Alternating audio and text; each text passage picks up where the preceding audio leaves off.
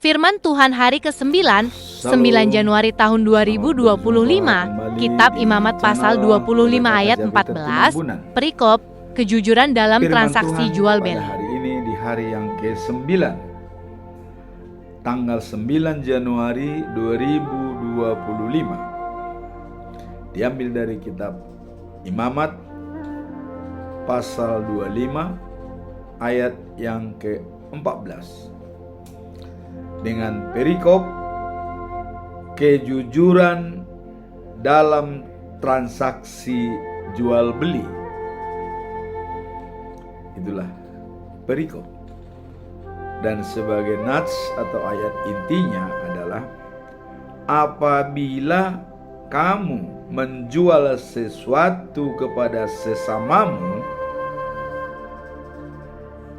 membeli atau membeli daripadanya, janganlah kamu merugikan satu sama lain.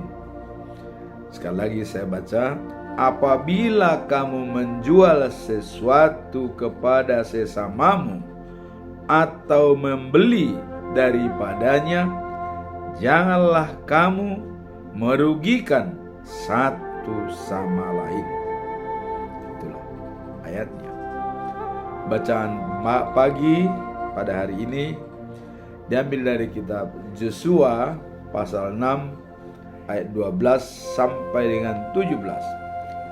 Jatuhnya kota Jericho di tangan Israel.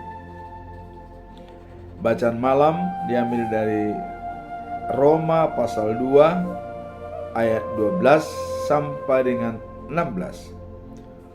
Hukuman Allah kepada orang yang tidak setia kepada Allah.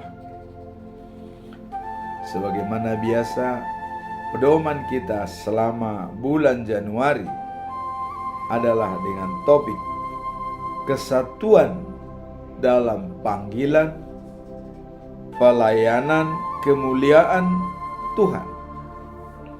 Dijabarkan dalam 1 Korintus pasal 12 ayat 12. Karena sama seperti tubuh ini satu dan anggota-anggotanya banyak,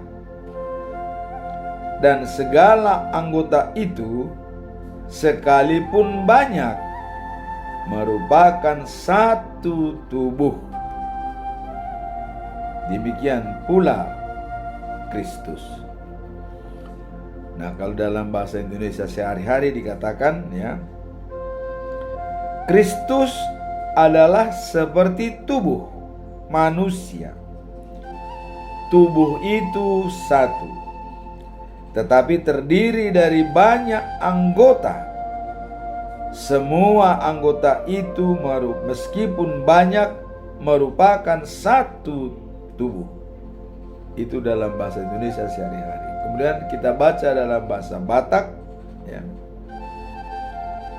Umpama hibuldo daging alai torop do anggota ruasna, alai ruasna toropi menjadihon daging nasa sadai songonido Kristus. Sekarang kita ambil dalam bahasa Batak Siganopari ya, yang lazim kita dengar ya. Songon sada pamatang do Kristusi natorop ruasna alai sada do pamatangi nang pe marasing-asing ruasnya. Jadi di sini semakin jelas ya, bahwa tubuh manusia terdiri dari banyak anggota-anggotanya. Seperti kita lihat, tangan, kaki, mata, telinga, hidung, ya, lidah, kulit, ya, dan juga jantung, ginjal, limpa, dan otak. Nah, alam bawah sadar kita adalah pikiran ya. Namun semua itu adalah satu dalam tubuh, walaupun peranannya berbeda-beda. Nah, demikian jugalah Kristus. Pengikut Kristus adalah banyak, dan setiap orang dibaptis menjadi pengikut Kristus. Nah, orang banyak ini tetap menjadi satu, walaupun fungsinya berbeda-beda, namun tujuannya adalah memuliakan Tuhan. Nah, contoh yang konkret, tubuh Kristus dianonimkan dengan gereja, atau bahasa Batak dikatakan pamatang Kristus do gerejai. Artinya gereja itu adalah tubuh daripada Kristus. Nah, siapa saja yang berada di dalam gereja? Kita lihat yang terpenting salah satunya adalah imam, ya, yang membawakan liturgis dan juga memimpin iman daripada semua jemaat. Nah, kemudian di samping imam adalah jemaat dan juga penatua dan juga kaum pemusik.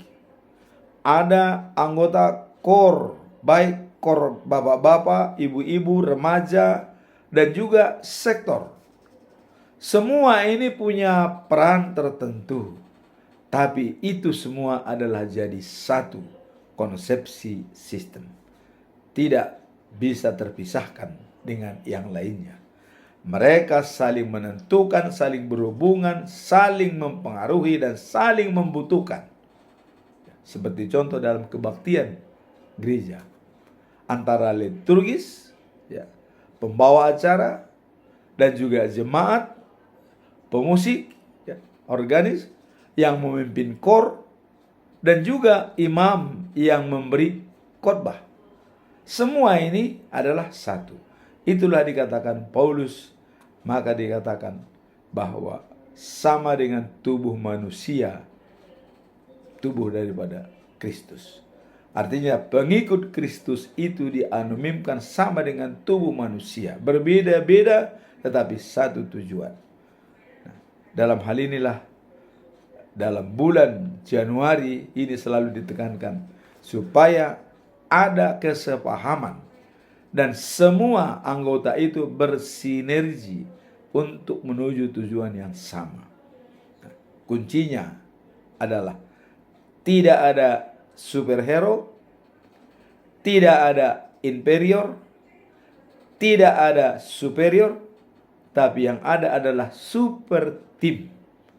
Kalau kita mengambil istilah daripada Eporus KBP Dr. Victor Tinambunan, adalah super tim di dalam jemaat, mengutamakan kerjasama tim, kekompakan daripada semua unsur-unsur yang ada. Itulah tujuan dalam ayat bulanan dalam bulan Januari di awal tahun, supaya kita semua menjadi super tim dimanapun kita bekerja, apakah di dalam komunitas gereja, apakah di dalam komunitas punguan, apakah dalam komunitas keluarga, semua menjadi super tim yang kompak. Sekarang kita masuk dalam perikop hari ini. Apa perikop hari ini? Kita melihat di sini adalah dikatakan dalam Imamat pasal 25 ayat 14, dalam bahasa Indonesia sehari-hari dikatakan bahwa, jadi kalau kamu menjual tanah kepada sesama orang Israel atau membeli tanah dari dia, janganlah melakukan jual beli itu dengan tidak jujur. Di sini dibutuhkan kejujuran, integritas, ketulusan, tidak mau membodohi orang lain, jujur apa adanya. Nah, kalau kita lihat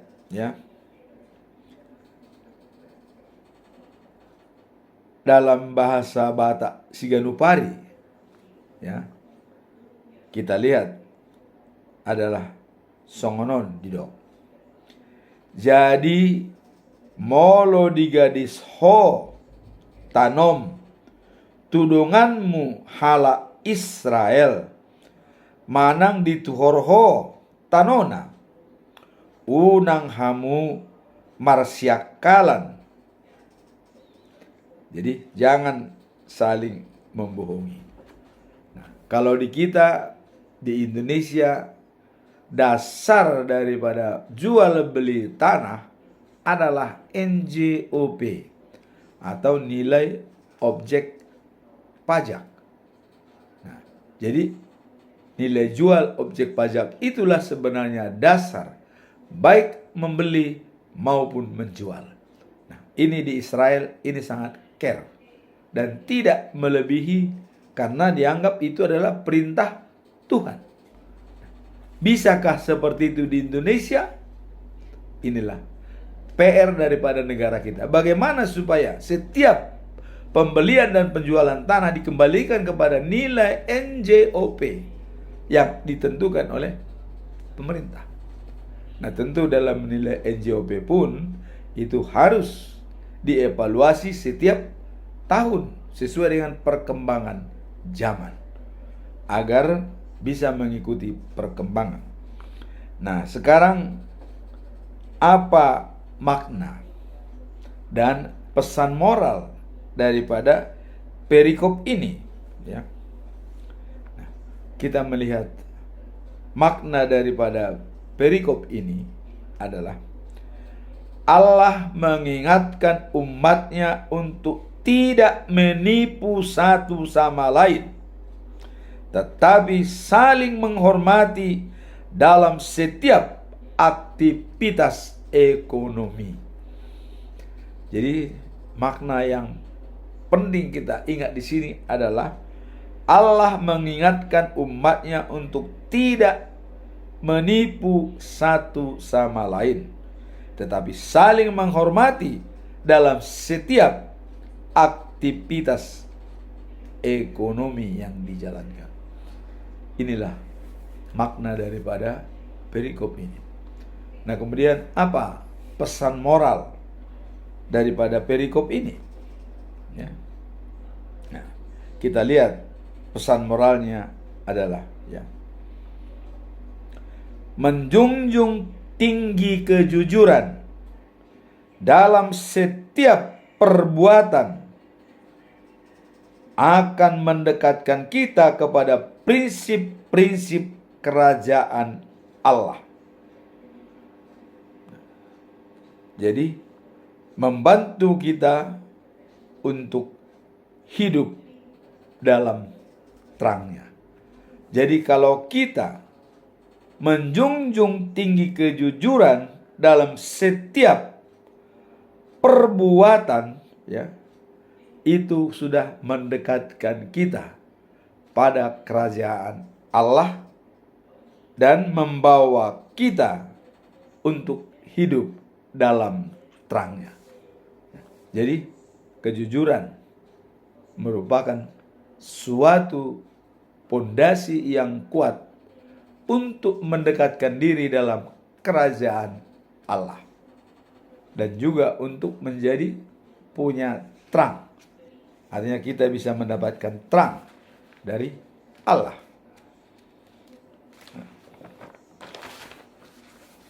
Nah, kemudian Imamat pasal 25 ayat 14, ya. Ini berbicara pentingnya keadilan dan kebenaran dalam bertransaksi dengan sesama. Jadi disinilah dikatakan pentingnya keadilan dan kebenaran yang bertransaksi dengan sesama.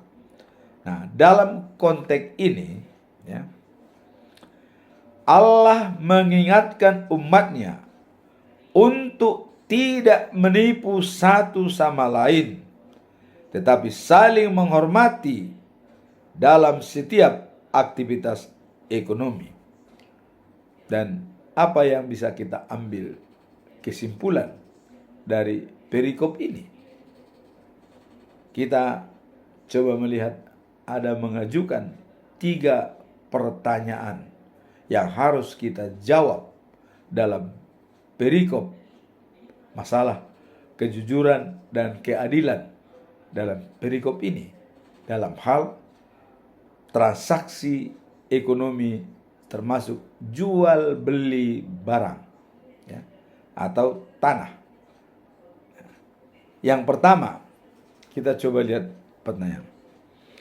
Apa dampak dari kejujuran dalam hubungan sosial dan komunikasi kita saat ini? Apa dampak dari kejujuran dalam hubungan sosial dan komunitas kita saat ini? Apa dampaknya? Kita lihat di sini. Kejujuran dalam hubungan sosial itu memiliki dampak yang sangat signifikan dan komunitas kita. Jadi sangat signifikan dalam komunitas kita, ya, yang mempunyai dampak signifikan, terutama dalam membangun kepercayaan atau trust dan integritas antara sesama. Jadi dikatakan bahwa tadi dikatakan apa dampak dari kejujuran. Nah, di sini dampaknya adalah memiliki dampak yang sangat signifikan, yang sangat penting, ya, dari komunitas kita. Jadi di mana kita berhubungan sosial dalam komunitas gereja, kumpulan, ya, itu sangat berdampak positif, terutama dalam membangun kepercayaan. Apakah kita layak dipercaya atau mesti tidak percaya? Layak dipercaya dan integritas antara sesama. Artinya integritas ini adalah sesuai kata dan perbuatan. Dimanapun kita berada, dalam transaksi apapun, harus sesuai kata dan perbuatan, kejujuran, kebenaran. Itulah dampak yang utama dalam kejujuran di dalam komunitas kita, dalam perkumpulan kita. Dia sangat mempunyai dampak yang sangat signifikan, ya, terutama dalam integritas dan kepercayaan. Layak tidak dipercaya orang atau bahkan tidak dipercaya. Punya integritas tidak atau sesuai dia kata perbuatan. Inilah dikatakan dampak dari kejujuran dalam hubungan sosial dengan komunitas kita. Nah, dalam ajaran Kristen, ya, kejujuran dianggap sebagai nilai yang sangat penting dan merupakan cerminan dan karakter Kristus yang kita anut. Jadi kejujuran itu dianggap sebagai nilai yang sangat penting dalam, ya, dan cerminan karakter daripada Kristus yang kita anut. Jadi sudah apabila kita melakukan kejujuran, itu sudah merupakan karakter daripada Allah atau Kristus. Nah,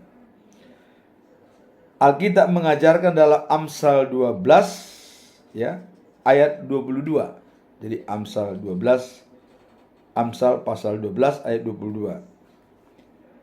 Bibir yang dusta adalah kekejian bagi Tuhan. Tetapi orang yang berlaku setia adalah kesukaannya. Jadi, apakah kita kesukaan Tuhan, menyenangkan hatinya, atau kekejian bagi Tuhan? Amsal 12 ayat 22 dikatakan bibir yang dusta. Artinya kalau kita sering berdusta, itu adalah kekejian bagi Tuhan Allah, berbohong ya. Nah, tetapi orang yang berlaku setia, artinya dia tidak pembohong tapi dia setia kepada Tuhan, adalah kesukaannya atau yang menyenangkan hati Tuhan.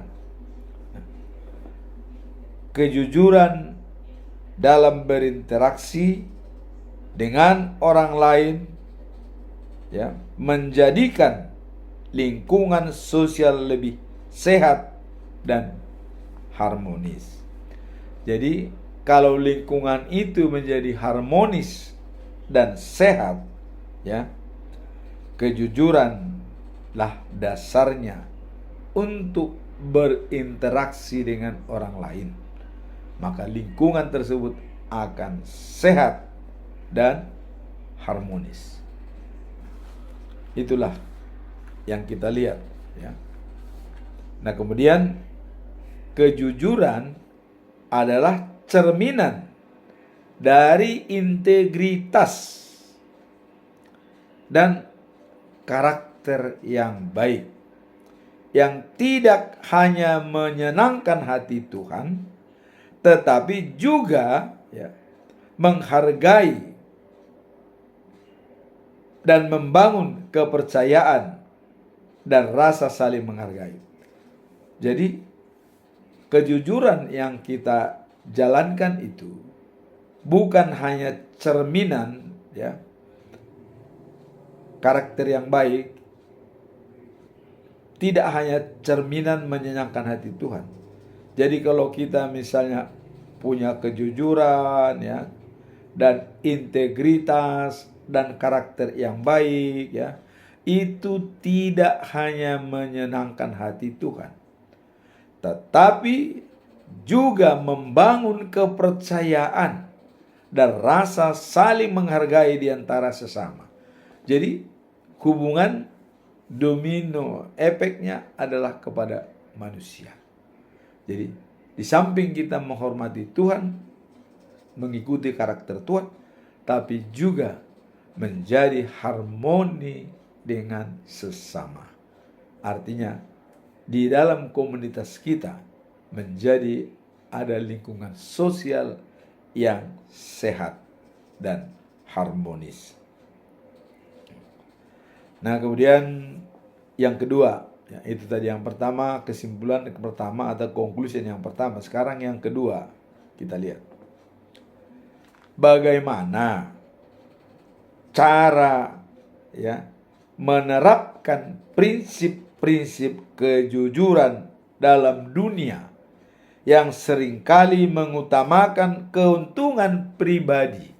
Jadi bagaimana dalam pelaksanaannya ini dalam dunia ini yang sudah cenderung manusia itu mencari keuntungan pribadi. Prinsip kejujuran merupakan nilai yang sangat ditekankan dalam ajaran Kristen. Jadi nilai kejujuran adalah suatu ajaran yang sangat ditekankan dalam ajaran Kristen, terutama menghadapi dunia seringkali mengubah kejujuran menjadi salah satu ya yang dianggap remeh demi keuntungan pribadi. Jadi banyak orang mengesampingkan kejujuran itu demi kepentingan pribadi. Artinya dia tidak lagi melihat kepada siapa dia bekerja. Kalau kemarin kita dikatakan bekerja untuk Tuhan. Nah, di sini dituntut adalah kejujuran. Dan kalau kita bekerja untuk Tuhan, maka dasarnya adalah kejujuran. Nah, sekarang kita lihat ya, orang-orang yang dalam mengambil keuntungan pribadi, ya, misalnya adalah mencoba merubah timbangan. Misalnya menjual barang, ya, dijual harusnya 1 kilo, tapi itu sudah dibungkus dalam kemasan yang rapi, bisa 8 sampai dengan 9 ons. Coba kita lihat. Ada. Dan manusia biasanya begitu dibilang ini 1 kilo, karena butuh, tidak lagi ditimbang. Dan kalau itu kita timbang, ternyata beratnya hanya 9 ons. Tidak 1 kilo. Nah, disinilah prinsip kejujuran. Bukan dia melihat kepada siapa dia bekerja, tapi dia mencari keuntungan. Karena dari 1 karung misalnya 500 kilo kali 1 on sudah 50 kilo keuntungan. Jadi inilah yang dikatakan bekerja untuk Tuhan. Jadi perlu kejujuran dan timbangan yang bagus. Nah, dalam Alkitab kejujuran tidak hanya berkata benar, tetapi juga mencerminkan karakter Kristus dalam setiap aspek kehidupan. Jadi kejujuran itu bukan hanya mengatakan benar, tapi juga sudah mencerminkan karakter daripada Kristus. Itulah karakter Kristus dengan kasih. Karena kasih, maka dia berbuat baik. Nah, dalam Amsal 11 ayat 1 dikatakan, ya, timun yang curang adalah kekejian bagi Tuhan. Tetapi, ya, bukti ukuran yang seimbang adalah kesenangannya. Jadi timbangan yang curang adalah kekejian bagi Tuhan. Seperti tadi, harusnya 1 kilo, tapi ditimbang, dibungkus dalam plastik 9 ons, kurang 1 ons. Coba kita bayangkan. Dan itu terjadi, ya, terjadi. Dan itu pernah kita nilai. Begitu kita ambil, kita timbang, tidak sampai 1 kilo. Nah, disinilah kejujuran itu harus dimulai dari diri sendiri. Karena kita bekerja untuk Tuhan. Kalau kita untuk bekerja diri sendiri mungkin, ya, itu tadilah kepentingan sendiri. Bukan lagi bekerja untuk Tuhan, tapi sudah mementingkan diri sendiri. Tadi dikatakan bahwa setiap jual beli transaksi jangan ada yang saling membohongi, tapi seharus kejujuran yang diutamakan. Nah, kemudian Tuhan membenci orang yang memakai timbangan yang curang, tetapi Ia senang dengan timbangan yang tepat. Kita lihat, ya, Tuhan membenci. Nah, hal ini, ya, mengajarkan kita pentingnya kejujuran dalam sikap aspek kehidupan dan berinteraksi dengan orang lain. Jadi di sini merupakan aspek kehidupan sehari-hari dan berinteraksi dengan orang lain. Nah, merupakan prinsip kejujuran, kita tidak hanya memuliakan Tuhan. Jadi kalau kita jujur bukan hanya memuliakan Tuhan, tetapi juga membangun hubungan yang sehat dan saling percaya dengan orang lain. Jadi bukan hanya memuliakan Tuhan, tapi juga membangun hubungan yang sehat dengan orang lain. Nah, merupakan kejujuran dan perjalanan, ya, ini perlu kita pertimbangkan. Bagaimana pengalaman kita selama ini? Apakah ada pengalaman yang kita alami? Pengalaman saya pernah bertemu di alam bawah sadar. Berarti itu dalam mimpi, ya. Bertemu dengan Raja Banten. Dan saya pada waktu itu seolah-olah pergi ziarah di dalam suatu tempat yang banyak orang. Dan waktu saya melihat ada patung yang sangat gagah dan dia matanya berkedip. Dan langsung saya hormat ke dia. Dan dia bertanya, "Saya tahu siapa engkau." Dia tahu kalau saya dari orang Sumatera, dia tahu. Nah kemudian dia memperkenalkan diri, "Kau tahukah siapa saya?" Saya tidak tahu. Dia beritahu, "Saya Raja Banten dari Cirebon," katanya. Wah, karena ini saya tidak tahu Raja Banten itu orang Cirebon. Tapi saya tanya dengan teman-teman, ternyata benar. Nah, kemudian lantas saya bicara, apa yang harus saya jalankan? Apa kira-kira perintah daripada raja? Saya katakan, dia berpesan ada 3. 1, katanya, jujur. Kamu harus jujur dalam setiap bertingkah kemanapun kamu di dalam daerah ini. Itu yang pertama. Yang kedua, dikatakan, jangan mengambil keputusan waktu emosi. Tidak ada artinya, katanya. Jangan ambil keputusan pada saat emosi. Dan yang ketiga, pergilah dengan tenang. Kemanapun kamu di Banten ini, saya akan lindungi. Pertanyaan bagi kita, apakah dia Raja Banten? Apakah dia malaikat? Apakah dia Tuhan? Tapi yang jelas, pesan moralnya adalah untuk kebaikan. Jujur, jangan mengambil keputusan pada waktu emosi, dan pergi dengan hati yang tenang. Nah kemudian pengalaman saya, waktu saya sebagai waktu bekerja dinas di perusahaan BUMN PT Krakatau Steel, saya diberi tugas sebagai kepala seksi penerimaan bahan baku dan spare part. Jadi ada 2, bahan baku dan spare part. Di sini sangat-sangat dibutuhkan kejujuran. Dan untuk kepentingan pribadi sangat memungkinkan ketidakjujuran. Jadi ini pernah terjadi. Ya. Dan oleh yang supplier atau yang membawa barang, mereka sangat menginginkan kita tidak berlaku jujur. Nah, jadi contoh, dia mengirim barang, misalnya kita minta misalnya mobil Mercy, tapi dikirim Toyota, toh sama-sama mobil. Tapi ini bisa kita terima tanpa merubah spesifikasi.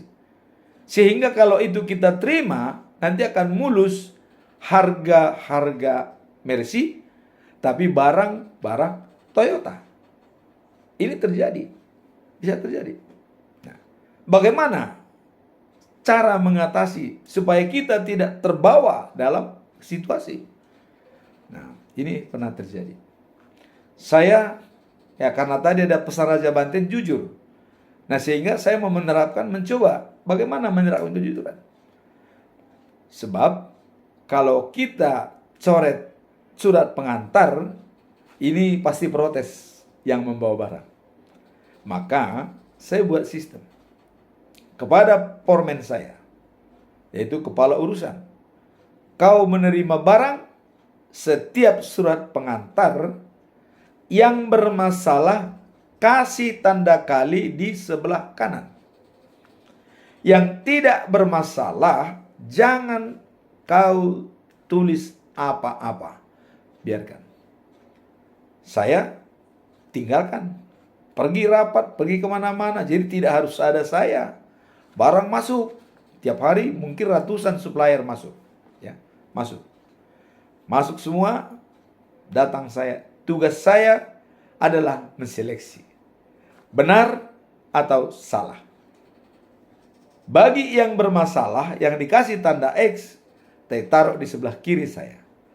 Bagi yang tulisan mulus, tidak bermasalah, barangnya sesuai, taruh di sebelah kanan. Dan saya tanda tangan yang sebelah kanan, saya kirim langsung untuk diproses menjadi RIR, ya, Receiving Inspection Report. Dan yang sebelah kiri, saya turun ke lapangan, saya cek satu persatu barangnya. Saya tulislah di surat pengantar tersebut sesuai dengan barang yang diterima. Karena tadi sudah dikasih tanda X, maka saya robah semua, tulis, saya tanda tangan, kirim, selesai. Nah, ternyata supplier itu lebih jago daripada kita. Mereka punya akal. Setiap mereka memasukkan barang, selalu angkat telepon, ada tidak kepala seksi. Kalau ada kepala seksi, jangan dulu kirim barang, karena pasti nanti dicoret. Nah, sehingga mereka, tapi bagi orang yang barangnya bagus, dia berjalan mulus dengan baik, tidak ada masalah. Pernah terjadi suatu saat saya sedang berada di luar kota, yaitu di Penli, Jakarta. Datanglah barang begitu banyak, ya, dan diterima oleh kepala urusan atau pormen. Dan nama kepala seksi tetap ada, tapi diambil alih oleh kepala dinas. Nah, itu boleh. Tugas kepala seksi bisa diambil alih oleh kepala dinas. Namun dia tidak memperhatikan sistem yang saya buat. Tidak melihat apakah ada tanda kali di sebelah kiri surat pengantar atau tidak. Dia langsung semua atas nama dan tanda tangan.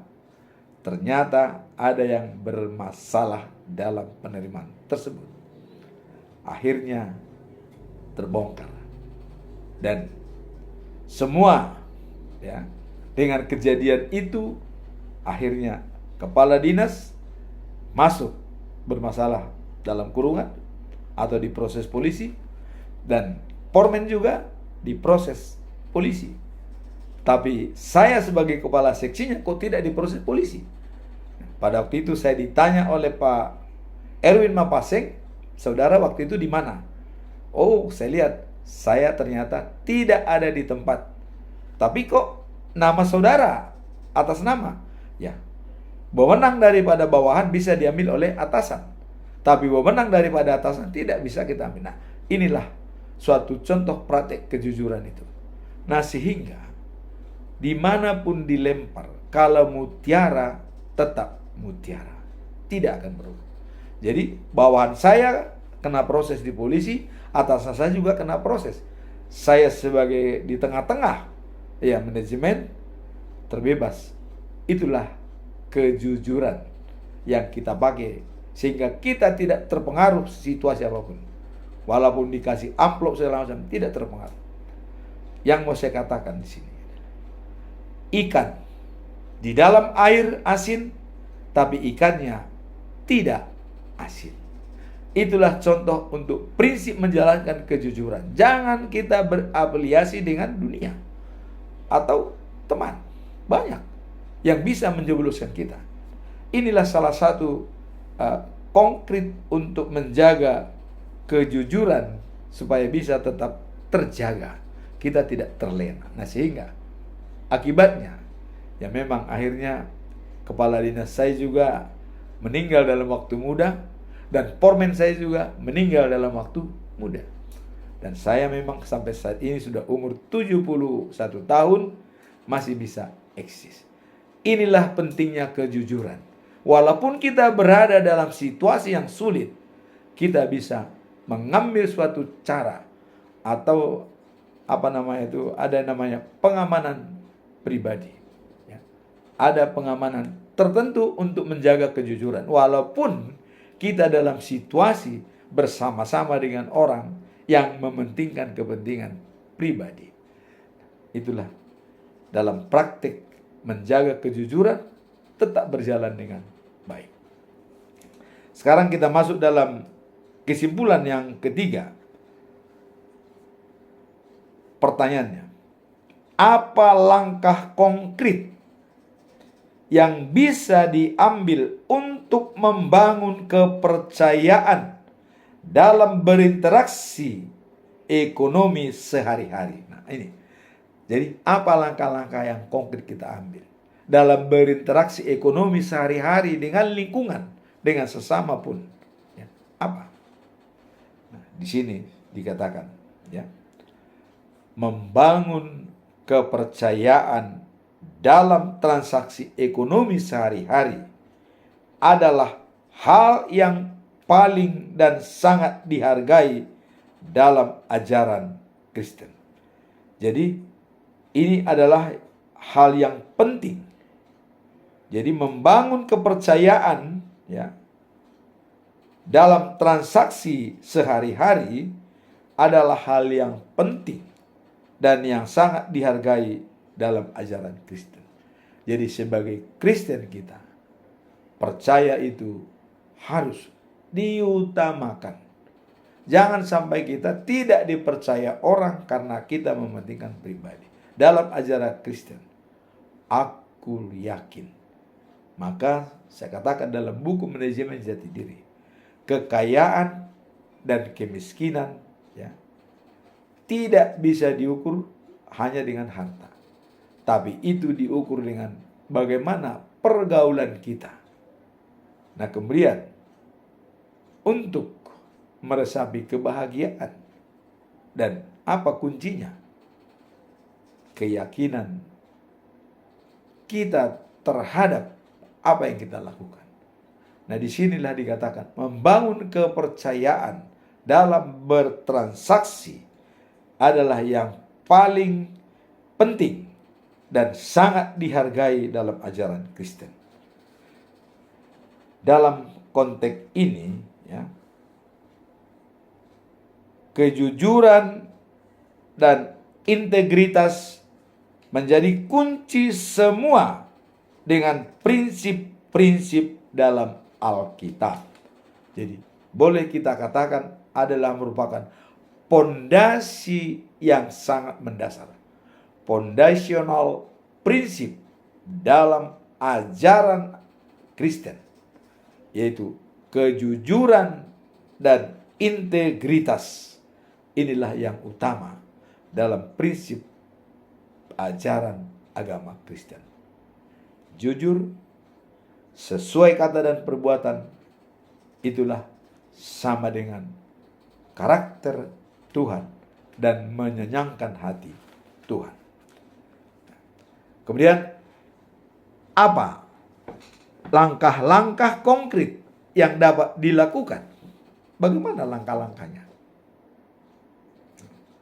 Bahwa dalam setiap berinteraksi selalu memegang prinsip kejujuran sesuai karakter Tuhan. Langkah-langkahnya adalah seperti Amsal 11 ayat 1 tadi dikatakan. Timbangan yang tepat dan tidak curang, dan timbangan yang adil adalah kesenangan Tuhan. Inilah langkah-langkah itu. Contoh, Raja Salomo waktu bicara dengan Tuhan, apa yang kau inginkan dariku, kata Tuhan. Kita lihat dalam 1 Raja-Raja pasal 3 ayat 5. Pada waktu malam, ya, Allah memperlihatkan diri kepada Salomo dalam mimpi dan berfirman, Tuhan berfirman, mintalah apa yang kau kehendaki akan kuberikan kepadamu. Itu tawaran daripada Tuhan. Raja Salomo di dalam pasal 3 ayat 12, sebab itu Tuhan, berikanlah kiranya kepadaku kebijaksanaan yang kuperlukan untuk memerintah umatmu ini dengan adil, dan untuk dapat membedakan mana yang baik dan mana yang jahat. Kejujuran dan kebijaksanaan, keadilan yang diminta oleh Raja Salomo. Itu yang diminta. Bukan harta, bukan uang. Tapi Tuhan mengatakan dalam 1 Raja-Raja 3 ayat 13 dikatakan, bahkan apa yang tidak kau minta juga akan kuberikan juga kepadamu.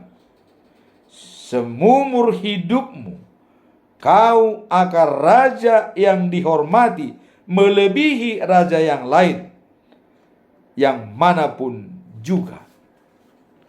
Jadi sudah melebihi raja yang lain, yang manapun juga. Dan di sini termasuk kekayaan diberikan, karena Raja Salomo adalah yang paling terkaya, raja yang paling bijak, baik sebelum dia maupun setelah dia, dan tidak ada lagi nanti pun setelah dia seperti Raja Salomo.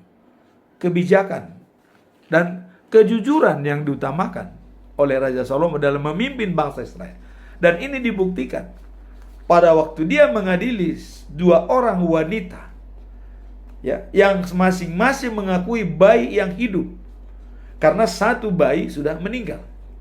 Nah, sehingga yang merasa bayinya meninggal ini, ya, mengklaim bahwa bayi yang hidup itu adalah miliknya, ditukar. Datang mengadu yang merasa bayinya hidup, oh tidak, ini bayi saya. Mereka datang ke Raja Salomo. Raja Salomo mengatakan, wah, terus bagaimana kejadiannya? Diterangkan masing-masing. Nah, kalau begitu, Raja Salomo mengambil keputusan. Kepada pengawal, ambil pedang. Dan bayi ini kita bagi 2. Sebelah buat ibu ini, sebelah yang buat ibu ini. Apa reaksi? Yang memiliki darah daging langsung dengan bayi tersebut tidak setuju. Serahkan saja bayi itu kepada dia. Datang yang satu, silakan dibelah. Saya juga setuju. Akhirnya apa keputusan dari para Raja Salomo? Yang mengatakan serahkan bayi itu kepadanya, dialah pemilik bayi tersebut. Dan yang mengatakan boleh dibelah bayinya, kau bukan pemilik bayi yang sebenarnya. Inilah yang diminta oleh Raja Salomo, adalah kejujuran dan keadilan untuk memimpin bangsa Israel, dan itu dilakukan. Bagaimana dengan kita? Apakah kita jujur dalam setiap langkah kita? Apakah kita jujur kalau ditanya misalnya sedang di mana? Oh, sudah sedang di jalan, padahal masih mandi. Ini pun kecil, tapi bisa membuat, kalau di sini katakan sebenarnya. Kalau memang di rumah, di rumah. Saya masih di rumah, belum berangkat. Jangan bilang saya sudah di jalan, padahal kita masih di rumah. Atau anak ditanya, ya, ada bapak. Nanti kalau ada yang menanya, katakan saya lagi pergi. Ada tidur di rumah. Anaknya dijajar untuk berbohong. Ini kekejian bagi Tuhan Allah, orang yang pendusta. Tapi orang yang berterus terang, itu akan menyenangkan hati Tuhan. Jadi mulai sekarang, saya minta kepada kita semua, kalau selama ini dalam HP atau telepon, orang bertanya, bagaimana bro, apa, sudah di mana? Katakan yang sejujurnya. Kamu tidak salah.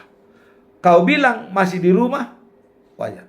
Jangan kau bilang sudah di jalan, tinggal menunggu sebentar lagi. Dan saya pun pernah melakukan seperti itu. Tapi mulai sekarang, mulai saat ini, dengan adanya firman Tuhan, ya, bahwa perlu berlaku jujur sesama dalam hal jual beli tadi. Tapi ini efeknya adalah kepada kita pribadi lepas pribadi. Mari kita jujur dalam setiap langkah yang kita lakukan.